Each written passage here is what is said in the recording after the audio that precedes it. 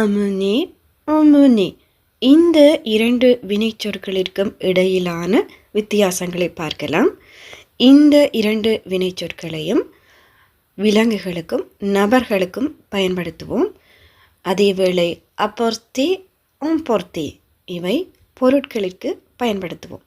முதலில் amener, emmener இந்த வினைச்சொற்களை பார்க்கலாம். Amener, venir avec une personne. கூட்டி வருதல் அல்லது அழைத்து வருதல் என்ற அர்த்தங்களில் வரும். நீங்கள் ஒருவர் செல்ல வேண்டிய இடத்திற்கு அவரை அழைத்து வந்து விடுதல். இதன் பிறகு நீங்கள் அவருடன் தங்க மாட்டீர்கள். இதையே amener என்று கூறுவோம். ஆனால் emmener கொண்டு செல்லுதல் அல்லது கூட்டி செல்லுதல் என்ற அர்த்தங்களில் வரும்.